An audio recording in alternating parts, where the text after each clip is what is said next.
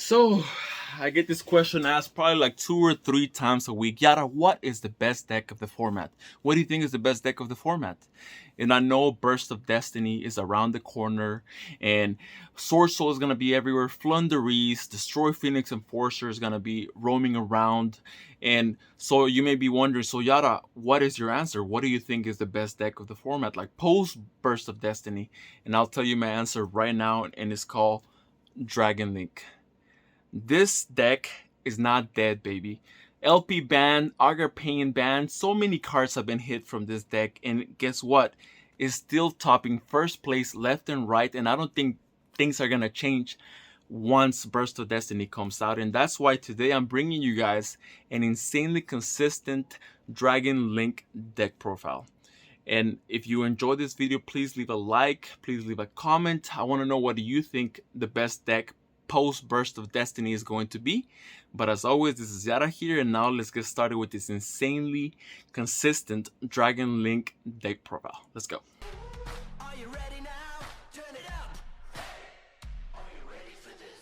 Alright, and so this is gonna be the main deck, and I played literally hundreds of games with this deck on Dueling Book, and I played it on my locals as well, and like, as I basically know like most of the ins and outs of this deck, so I'm gonna explain why I went with each card on this video, so you're gonna want to stick around throughout the whole video. So 40 cards on the main deck, 15 on the extra deck, so yeah, let's get started. So we have Safer, which I think is the best normal summon in the game.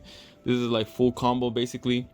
You always wanna you're always happy when you see this on your starting hand. Plus you can add Levy from graveyard if you banish this. So we want to max out on our best normal summon. We're gonna have 3 Tracer because we always want to as well. We always want to see this. Good thing is that we can always get Tracer off of this. So if we need to, of course. We usually want to go for either black or white, but Tracer is a crucial part of the deck because Tracer plus any other face-up card equals Chaos Ruler, so we want this. We want to see this in our opening hand. Then we have double Rokket Synchron. This is good mid to late game, especially when you have targets in the graveyard. It's pretty good, but you always want to see targets. This helps you get to hot red, so this plus a level 8 synchro, you can make hot red. So hot red is what helps us play around stuff like Dark Ruler no more and cards like that, and it is so good, so good. Then we're playing the one Rokket Recharger because we usually want to bring this out of Tracer. Also, if you guys want me to make a Dragon Link guide, I can make that for you. Like, people seem to be loving my guides, like my Salamangreat guide or my Virtual World guide. People seem to be enjoying them. They got a bunch of likes and views, and people seem to stick around through like most of the videos. So if you want me to make a guide on Dragon Link and the combos and stuff like that, just drop it on the comments below and I'll make one. So then we're playing double abs. I love seeing abs, especially when you discard it out of stuff, something like Ravine or something like that. You can always just special summon it. This card is one of the best cards in the deck. So a lot of people just run one, but I like to stick to 2 because it can be an extender or it can help you get to your Tracer. So yeah, I like to see this card a lot. And then we're playing double Nocto. This card is insane, honestly. I may consider maxing this out of 3, but I don't want to see too many monsters that I can't normal summon or special summon by themselves. So yeah, but this card is simply insane. This plus Levy can help. Like if you have Levy plus this on your opening hand, it can help you break the Tri Brigade board, even if they have Appaloosa, because you can chain block the Levy, so Levy can pop without being able to be negated by Appaloosa. So that's a pretty insane combo. Then we're running, speaking of Levy, we're running one Levy because we love Levy. Shout out to Antonio who got me this couple of years ago, and I'm still holding on to it. I mean, Levy is is insane. I love seeing Levy even in my opening hand because it means that I can shuffle a card back from my opponent's hand or like pop their board if I get enough targets on the graveyard. So yeah. Then we're playing the one Red Eyes. I mean, a lot of people don't run this, but this can help you out stuff like Winda, right? So if you open your black metal, You can special summon this, and then you can like get over Winda. So yeah, I like that. So it's very good, honestly.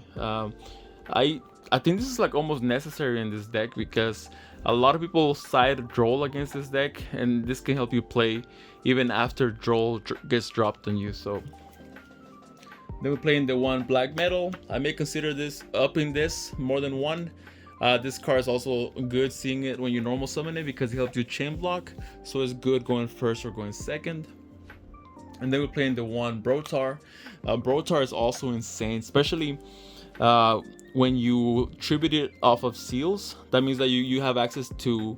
I mean, when you special summon it off of seals, so that means you get a bounce. Then you special summon this, and then you can add your levy, right? So it helps you set up plays, and it can help you search pretty much for any card that you need from your deck. So yeah, this card is insane, honestly. A lot of people forget when this is on the graveyard and you just get a free special summon. So yeah, this deck a lot of the times relies a lot on levy resolving, so this can help you gain access to levy.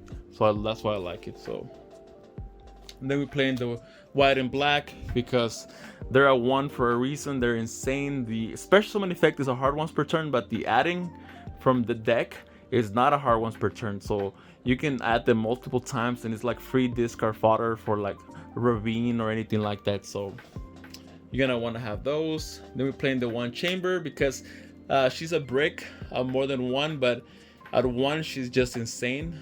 You can send it to the graveyard with something like Ravine, and so yeah, and then you can special summon it with like Pisty or something like that. I think this is necessary. So people cut chamber. I'm like, dude, I don't know what deck you're playing, but I think this is necessary, especially with cards like Dark Ruler No More or Droplet running around. Like, you can't rely solely on your monster negates. You need another form of interruption aside from monsters. So that's why we're running the one chamber. Then we're running 3 nibs because this is one of those cards that can auto win you games, and we love auto wins. I remember the other day I was playing against somebody at my locals, and he overextended. He had game, but he overextended, and a lot of people don't realize that nib is decent going second, but it's absolutely busted going first. Like, you want to have this, you want to side this in going first, because usually if the opponent wants to break your board and OTK you, they have to go above 5 summons. So it's decent going second, but it's absolutely broken going first. So that's why we want to max out on our nibs. And then we're playing triple Veiler. So this is a new addition to the deck. I cut Gamma for Veiler because it's not a once per turn, and we can use it even if we have monsters, and it's also a light. So we want to have some light targets because we run the chaos package, so it's necessary to have like light targets. So Veiler does the job, and we can add it out of the chaos ruler itself. They were playing double Dark Ruler No More for the spells. It breaks the virtual world board, Dragonlink board, so many boards. Sometimes they're tri-brigade board, so you just have to deal with the revolt, but this card is pretty good. Help to beat Dragoon as well. And then we're playing our busted cards, which is like the triple quick launch. Why is this card at 3? Makes no sense. Italy at 3, it's insane. Then we're playing Chaos Space, another card that's absolutely insane. It's a +2 or +3.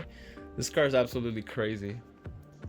Then we're playing the one-offs. We're playing the one Call by the Grave, the one Boot Sector, and the one Ravine. All these 3 cards are absolutely clutch. This one single-handedly won me a game the other day because I called by the kit, and he had no more plays from that. So it's good going first, or it's good going second as well. You can always just call by the seals as well going second, or the Bow Wow. So yep. And then we are running what a lot of people find debatable and contentious is triple tiding. You may be wondering why you're in triple tiding but just one chamber. Well, even if we are to draw like multiples of this, like on our opening hand going first, it means that we can discard it off of Ravine, and then special summon out chamber, so you get an extra extender. Plus, this is absolutely necessary. Since I'm gonna repeat myself, but Dark Ruler no more and Droplet are almost being seen on the main deck on most decks. We cannot rely solely on our seals anymore, or our hot red or our savage. No, we need another form of interruption that's not a monster. So this is one way that we can combat that. And this, I'm telling you, this has single-handedly won me multiple games. You Titan target one of the virtual world cards that they targeted with their monster, and virtual world they break a lot, so this can single-handedly help you win games. Mine, a lot of people are either main decking or siding in mine, so this is like a main deck out to mine. So you can just return it to their hand during the end phase, and now you don't have to worry about that. So yeah, and that will be it for the main deck. That's 40 cards on the main deck. Yeah, and I've done a lot of testing with this deck, like a lot, like multiple builds, multiple theories behind it. I've asked multiple people. So we're playing the one Striker Dragon. Have to. It sucks that he's a 1. I would run 5 if I could, but no, not 5. I would run 3 if I could, but it sucks that it's a 1. Then we're running the one Pisty. We send whatever card we want with Ravine to the graveyard, and then we're able to special summon it with this. Then we're running our IP Masquerina and our Romulus for our Link 2s. This one's good because it helps you chain block as well, and it gives you access to Ravine, and Ravine gives you access to whatever dragon you want from the deck, so it's very insane. Double seals. I wish I had access to a space to make 3 for spheres. I mean, this card is crazy. This is an interruption plus follow-up. It gives you access to black metal, Brotar, you name it, whatever you want. This card is insane. Chamber. I mean, this card is just crazy, honestly. A lot of people always speculate that this card is gonna get banned. It may get banned in the future. I would not be surprised if this card gets banned. This card is insane. Then we're playing the one Quad Boral. Now, Quad Boral is absolutely insane into the Tri Brigade matchup. You pop either the Appaloosa, you pop the Omen, and then you can special summon up to 4 rocket monsters. I mean, this card is absolutely insane, but also going first is good because it helps you set up either Savage or Hot Red, whatever you need in the situation that you're in. This card is absolutely insane. Then we are running the one Triple Burst. I love the link arrows on this because this plus Pisty. So usually this is the play that you make. You make this, search for Ravine, and then if you have another monster, you make Pisty right here and the link arrow right here. So now you have an arrow right here, and then if you have another monster, you make this, you turn it into Triple Burst, and then now you can Pisty special summon to this zone right here. So that's a little cool trick that makes Triple Burst good in this deck, and also into matchups like Sky Striker. It can negate the Ray in the graveyard, so they won't be able to special summon Ray. So a little thing to remember. And then we're running the one Unicorn for our Link 3 package for IP Masquerina, and then we're running the Appaloosa, Access Code, and Boral Sword. I'm sorry for this art. Why did they do my boy Boral Sword like this? Like, look at this art. It is absolutely hideous, but but yeah. So we run the Appaloosa, Access Code, and the Boral Sword because we want our OTK. And Appaloosa, some people consider it cuttable, but I don't think it's cuttable, honestly. Like, I remember it auto wins games versus decks like Drytron because they can't really chain block. They go effect by effect a lot of the times. So this will negate 3 or 4 monsters when it's on the field. So it auto wins you games versus decks that cannot chain block and they rely on resolving effect by effect on different chains. So Appaloosa is absolutely amazing. And then we're running it for our synchro package. We're running the one Savage, the Chaos Ruler, and the Hot Red because They are the absolutely best with this deck. They're dark, so even after you get dark locked, you can always just summon them. This card is absolutely insane. Anybody that plays Dragon Link can just tell you like how insane this card is. Like this is like 50% of your deck, honestly. Like it's an extender. It can help you mill 5 cards, and like you add one of them to your hand, it can help you add stuff like Baylor, Nibiru, or Lancia from the graveyard. Like it's absolutely insane. So absolutely mandatory. So I will not be showcasing my side deck because I have a big tournament coming up Saturday.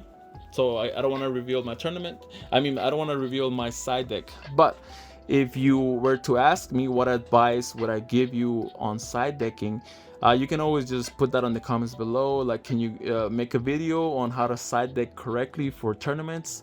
Or just like a general advice that I like to give people is stick to the 6-6-3 rule. So you have 6 side deck versus combo decks, stuff like Dark Ruler No More, Droplet, stuff like that. You have 6 combo hate.